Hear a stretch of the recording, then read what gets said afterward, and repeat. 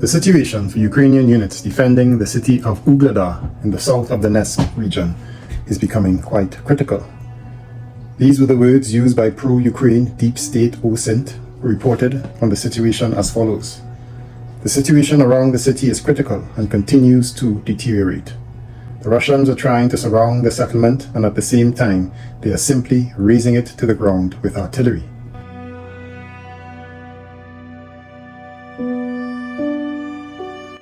The 72nd Brigade of the Armed Forces of Ukraine, which has been defending Vulhedar for 2 years, is exhausted and risks being surrounded, and according to BBC Russia, there is no help or replacement for them. Forbes military analyst David Axe reported that the Ukrainian forces are simultaneously advancing on Kursk while defending themselves in the east and the south of Donetsk. As a result, he says they are very stretched. He goes further and says that the 14 new brigades which are being formed by the Ukrainian army are experiencing, and I quote, an acute shortage of modern equipment. A German newspaper corroborates this fact and even goes further. They say that the Ukrainians face not only a shortage of ammunition, but even worse, poor quality ammo.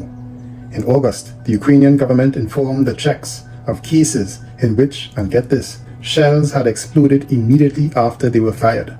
In quotations, numerous explosions of shells at a distance of 20 to 60 meters from the mouth of the artillery system from which they were fired injured personnel and damaged the very said artillery systems.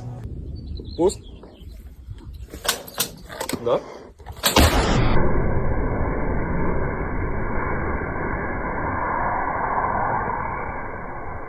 These issues of lack for the Ukrainian army in terms of manpower, ammunition, and now the quality of the ammunition are no doubt resulting in several encirclements of their forces across the front line.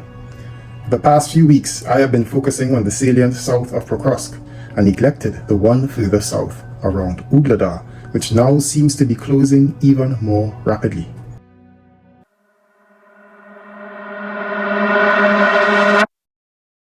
So rapidly, in fact, that Ukrainian media sees little other option than a full-scale retreat of the 72nd Brigade and all other forces defending the fortress city of Vulhedar. And what would the loss of Vulhedar mean for the Ukrainians defending in the Donbass? Well, Western think tanks like the Institute for the Study of War, or the ISW, with their obvious pro-Ukrainian bias, seem to prefer hopeful delusion than grim reality. They say that Vulhedar is not a logistical hub, and thus would not provide Russia with a strategically advantageous position if it were captured. This was reported in Ukrainian media, citing the ISW. But to the contrary, several Ukrainian analysts, clearly more familiar with the frontline situation, say the exact opposite. So today's video will focus on the south of the Donbass, with particular focus on the rapidly closing salient around Vulhedar, as well as the importance of that city to Russia. I will also touch briefly on the other salient further north in the Kurakovo and Novelsky pocket just south of Prechystivka, and the Ukrainian retreat that has been occurring in that area for the past 2 weeks from the most easterly town of Novelsky. So let's get into it.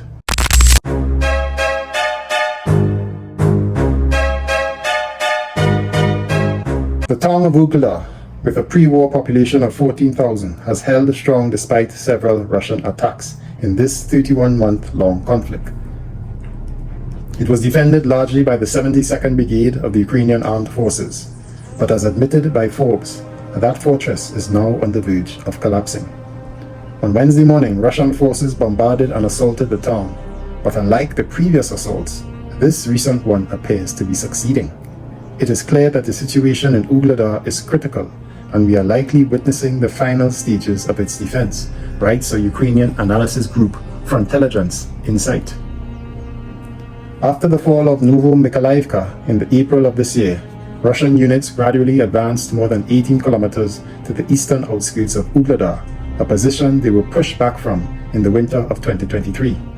However, they failed to achieve a breakthrough in their first assault on the town, prompting continued efforts to encircle the Ukrainian defenders. Russia had taken significant losses in its earlier attempts to storm the town. In January and February of 2023, troops from the 155th Guards Naval Infantry Brigade were killed attempting to take the town. Battles continued in March of 2023 when the New York Times claimed that the Ukrainian armed forces destroyed at least 130 tanks and armored personnel carriers near Vulhedar. These Western estimates, however, are usually to be taken with heavy salt. In June of 2024, Russian troops attempted to launch an assault on the town using not just tanks and infantry fighting vehicles, but also dirt bikes, presumably to maneuver quickly on difficult terrain. Ukraine's 72nd Mechanized Brigade defended against the attack and claimed to destroy up to 16 tanks and 34 fighting vehicles with 9 bikes. In early September, however, Russian troops were able to make a number of advances not too far from Vulhedar. They made gains near the settlements of Hernik and Ukrainsk, which I mentioned in previous videos, just south of Prokrovsk, and approached Kurakovye from the north. More notably, they managed to occupy the village of Prechystivka, some 12 kilometers or 7.5 miles southwest of Vulhedar. On the 10th of September, the Russians captured Vulhedar, which was located just 6 kilometers or just under 4 miles to the northeast. Thus, in September, it appears that Russian commanders changed strategy, and instead of direct mechanized assaults, the Russians now attacked from the flanks. Right now, the Russians are less than 5 kilometers away from the main supply road, so there's reportedly less than a 10-kilometer gap between the Russian spearheads, as reported by the Kiev Independent. The concern isn't the Russians occupying a few high-rise buildings in Vulhedar. Rather, it is if they are able to form an encirclement from the flanks. Ukrainian media reported on the 25th of September that if the Ukrainian defense forces do not initiate a successful counter-offensive soon, Vulhedar may be lost in the short term. Russian troops are nearing the point of driving the Ukrainian armed forces out of the Vulhedar bridgehead, which would enable them to secure the railroad connection from Donetsk to Mariupol.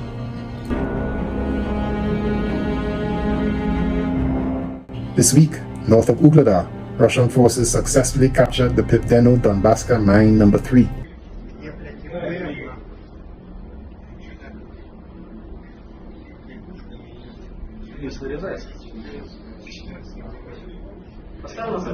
The battle for Mine No. 1 continues, presenting challenging prospects for the Ukrainian armed forces.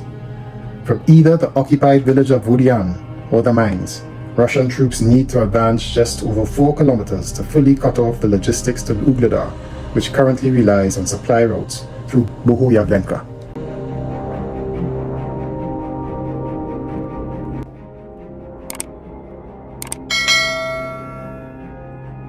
An even more precarious situation has developed to the west of Vulhedar, where Russian forces have successfully crossed the Kasalach River, establishing a 10-kilometer bridgehead between Prechystivka and Novu Ukrainka. The Russians are advancing towards the western outskirts of the town, but before making significant progress, they are expected to cut off the road from Bohoyavelnka, which is less than 2 kilometers away. Therefore, the withdrawal of the 72nd Brigade from Vulhedar is a preferable decision to avoid losing one of Ukraine's best brigades, reports Ukrainian media. As of the 23rd of September, pro-Russian military blogger Yuri Podolyaka reported on Telegram that Russian units had entered Vulhedar and the storming of the town had begun. However, one day later, Deep State website stated that Russian forces were simply razing it to the ground with artillery and guided bombs. The latest map from pro-Ukrainian Deep State, however, does show that Russian forces are attacking the town directly.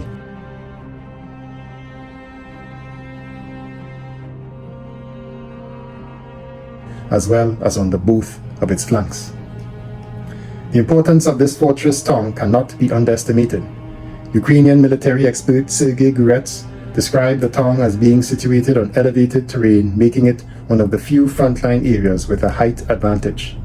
In addition, the presence of mining, industrial, and high-rise buildings has allowed the Ukrainians to repel the frontal attacks for an extended period. Gurets commented that the elevation provides a strategic advantage for artillery and anti-tank weapons. Furthermore, the Ukrainians were able to hinder the Russians' progress by the Kasalach River, which flows north of the settlement. Alexander Kovalenko, a military and political analyst with the Information Resistance Group, said the situation is tense and reported that the Russians now have the opportunity to reach the Voodoo Canal utility near Vulhedar. The Voodoo Canal is actually the entrance gate to Vulhedar. From this location, Russian occupiers will be able to move deeper into the city, he said. However, this is not even the main problem.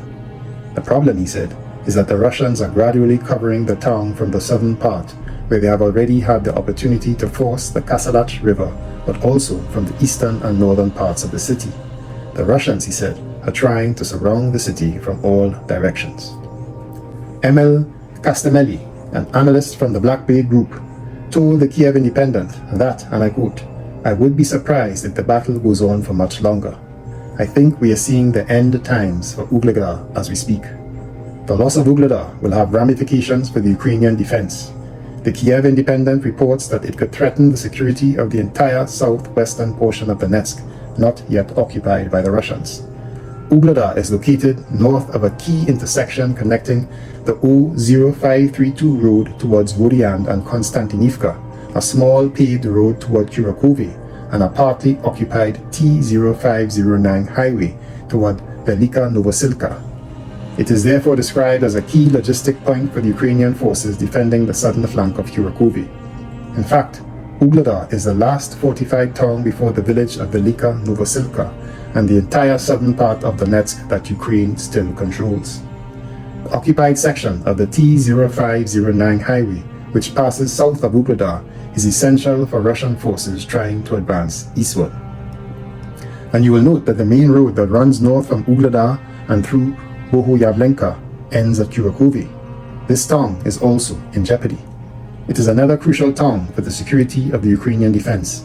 If you watch my last video, you would note where I mentioned that when talking about the Pokrovsk salient, you must mention both Kurakovi and the northern pincer of the Pokrovsk salient together, because the outcome of one will inevitably affect the other. Ukrainian media reports that after Russia took Krasnohorivka, it successfully advanced 8.5 kilometers into Ukrainian defenses near the village of Hostry, which is just 3 kilometers from the outskirts of Kurakovi in a matter of mere days.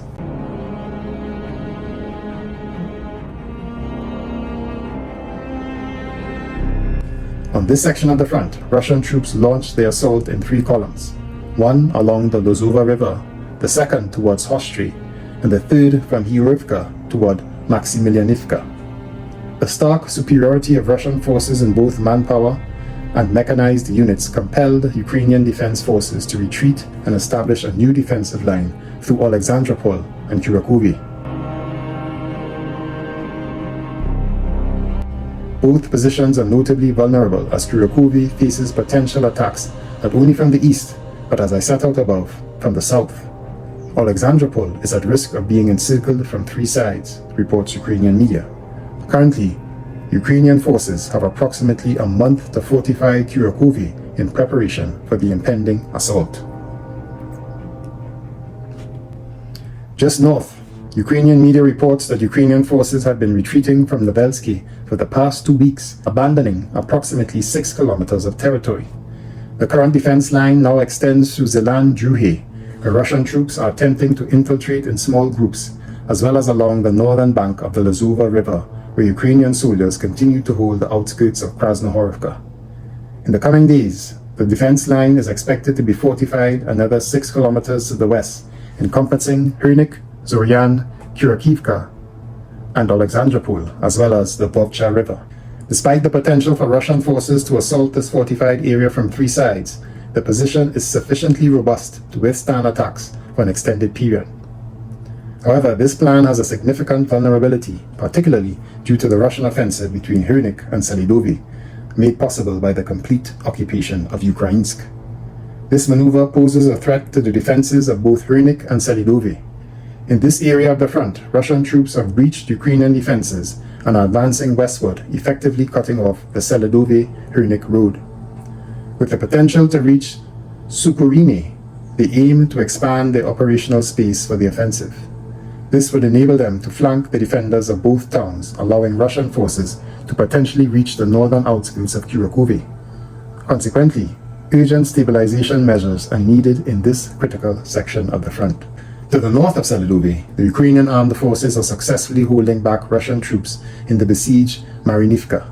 However, the advancing Russian offensive south of Novohordivka is likely to eventually bring them to the northern outskirts of the town.